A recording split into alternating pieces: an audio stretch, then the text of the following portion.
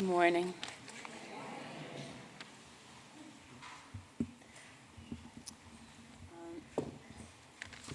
Lorraine.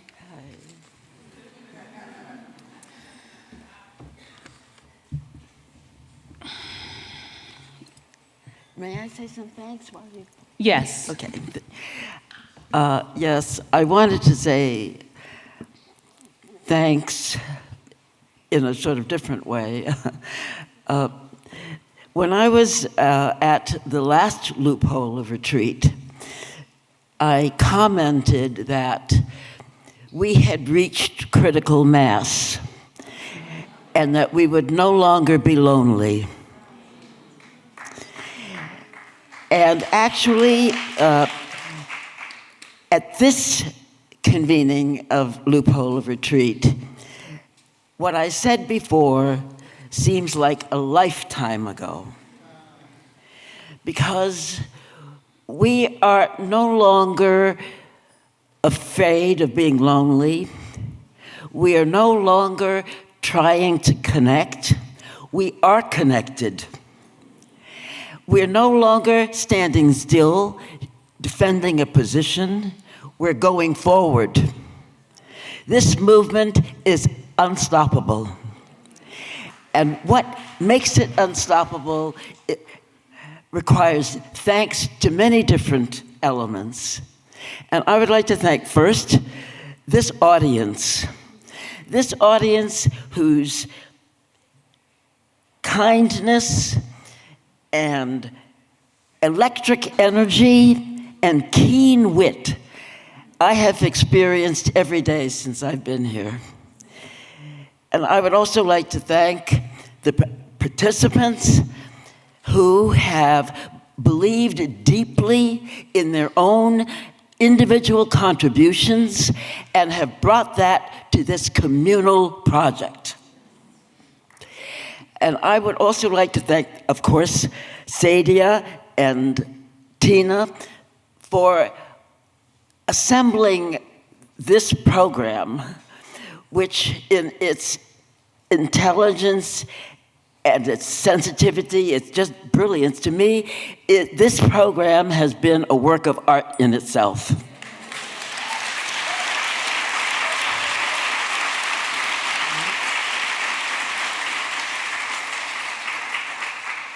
And Rashida, I can't even imagine what you have been through to marshal everything that it took to make this event happen, every aspect of it.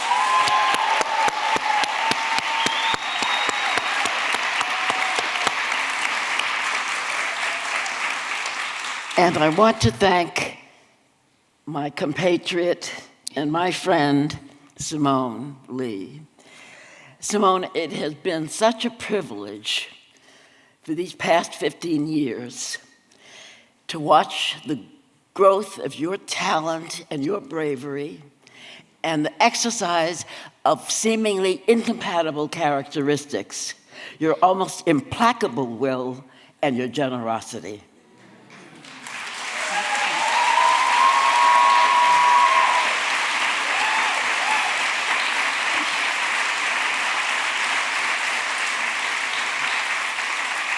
I just can't thank you enough for being the other side of this same coin. Thank you, Lorraine. And thank you for being my mentor after the fact. I was hoping that you were there doing the work that you were doing. I was hoping that someone had written Olympia's Maid. And when I found that work, it changed my life. Thank you very much. Thank you. Now I'm shaking. This is like weighs so much emotionally. So in the beginning of this film, there's scenes in support of Black trans women. Yes. Outside the museum. And they're really enthralling. I even saw a cameo of Leomi. And I wonder why you chose this context. I had installed my show. It had been up for a few months before, and it was just the beginning of the last month when that protest march took place, and it really turned me around. It made me think, what is the relationship between this and what is going on inside the museum, what I'm doing inside the museum? Because coincidentally, each time that I had been in something or doing something at the museum, it had been somehow or the other timed with this focus that a protest group had on the Brooklyn Museum, this group called Decolonize This Place. And I had not listened to their objections carefully enough, I felt. And so it was this Black trans women's Lives Matter protest that really brought it home to me very forcefully, that this was something that I had to come to grips with as an artist, as a fine artist, and as, very cerebral artist. How does my work fit with what they are having to face? And so I'm still working that out, obviously, but that was why the context became so important. And I'm really curious about this part of this work, questioning, which is called questioning. There is a point at which you question your success. I question myself? Yes. Yeah, I do. I always do. Every day. Well, I've never seen, I can't remember an artist doing this so explicitly in their work. And the specific thing you said was, have I become a part of what is keeping the door closed to them? Yes. Look, the way I constructed it was that they were ascending the stairs and not able to get inside. Mm-hmm. And that's in fact what happened. They ascended the stairs and the doors were closed, right? Yes. And so, and yet I'm inside. Mm. So have I become part of what is keeping the doors closed to them is, I think it's a question for all of us,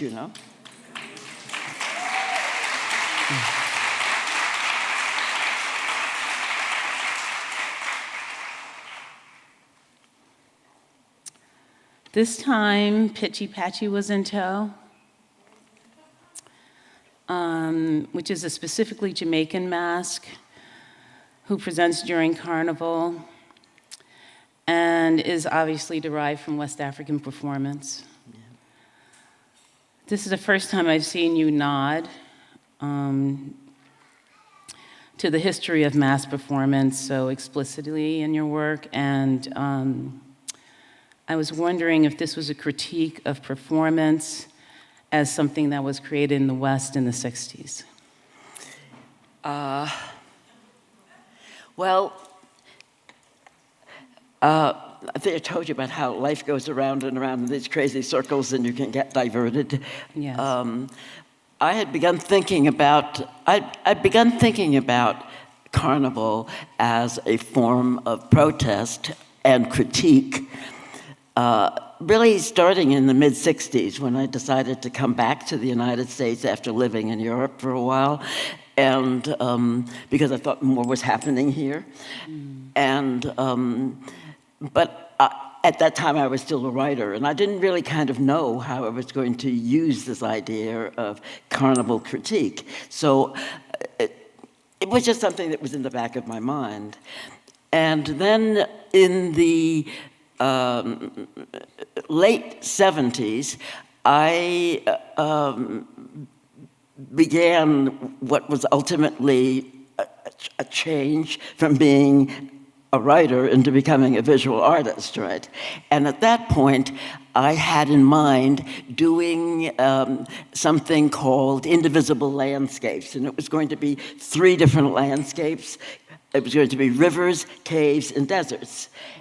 Right, and Rivers was the woman in red, and she's trying to bring together her Caribbean and her New England roots, and then the second one was going to be caves, and that was going to be the woman in red having gone down into the cave to pull herself together, right?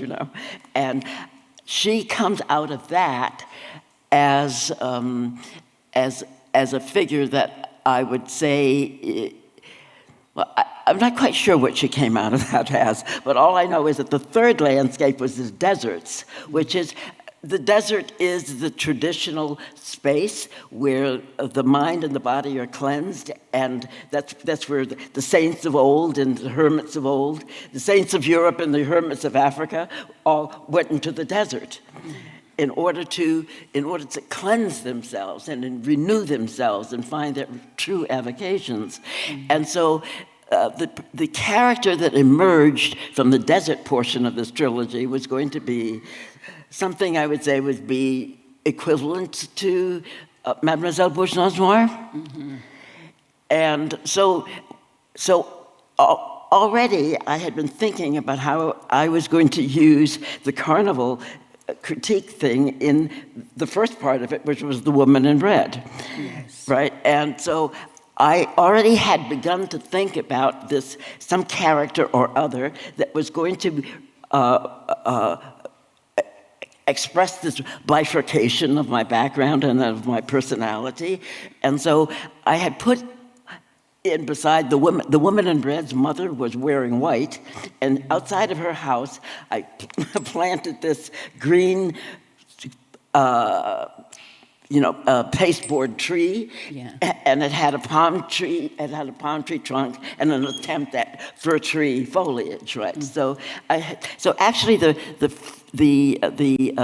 fir palm was the first thought that I had that was dealing with this whole business of combining these backgrounds, and I always thought that.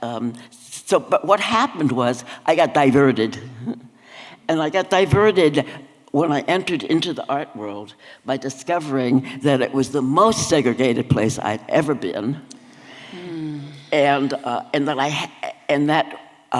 that everybody had sort of settled into their respective positions. I was immature myself. I was inexperienced with the world of art. And so I can't say that I made the best critique as Mademoiselle Bourgeois. But my feeling was that the attitude that we should not, we can't change this. Believe me, everybody felt it could not be changed, right? Yes. And what was the response to feel? Understanding that it couldn't be changed showing in the was black to say, galleries. well, we'll just do the best we can. We just make the best work we can. Yeah. And I felt that was not enough.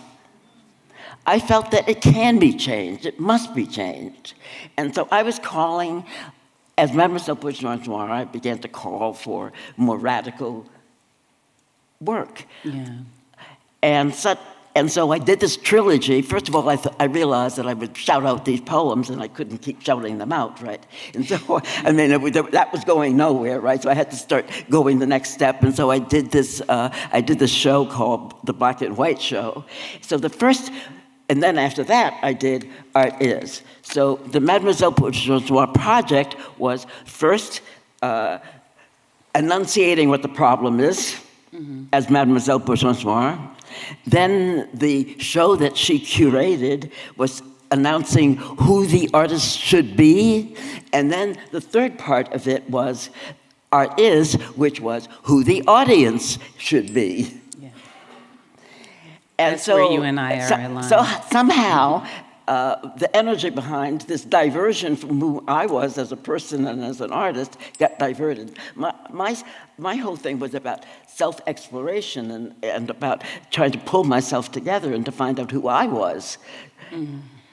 And so what happened was that when I finally did River's First Draft in 1982, that was 2 years after Mademoiselle Bourgeois had come out. And so So this piece that is the most fundamental to who I am, the most complete expression of who I am, ended up becoming as being a prequel. Oh, wow. Okay. As a side note, Fred Wilson was here yesterday. And we were talking about your work, and I didn't realize that he was one of the lovers in River's first draft with the Lady in Red. Yeah. It was really amazing Yeah. history. You are my congenitor, you are my avatar. Yeah. This declaration is part of the most moving moments for me in questioning, and because it's your direct engagement with Mademoiselle, yeah, Bourgeois Noir. And I'm reminded that MBN is your first performance and was also staged inside a museum. And for me, this is where the ontological underpinnings of your work came into view. Like NBN, the night implores us to create a more complex Black subjectivity, whether we win or not. Lorraine, you have a long view.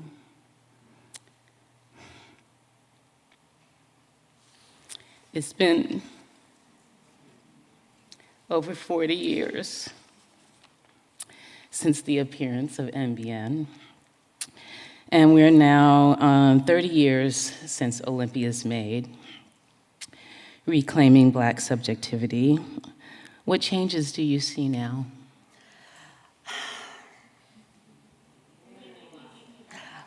What do I think is different now, or what do I think is going to be different now? That's kind of two different questions. What do you think? We are different now. Mm-hmm. We are different. How much we can translate what we have accomplished here is something that I don't think we can know. For me personally, it was a big moment when I decided to change my language around this process, and I decided to stop using the word struggle. Because struggle implies that there is something holding you down. Mm-hmm. And I decided that this is not where we were at now. We are at a moment of being able to look straight in the eyes and fight a battle. We are in a war. But I'm under no illusions that we're necessarily going to win this war. There are a lot of different factors, and I was trained as an economist, so I know, I have a sense of what the power is that's ranged against us, and how sometimes powerless emotion and tradition and all of the things that we have to offer can be treated fairly, as long as they can ignore us. They will. We don't know, that's it. I mean, the question is, we can't guilt trip forever. That won't work. So the question is, how imaginative are we going to be in forming allies? Closing our nose. We have to close our noses to the aspect of some of these people that we need for allies. But that's sort of the essence of, politics. And we have to do a lot. We have to come up with a lot of new thought ourselves in order to win this battle. So, that's the future.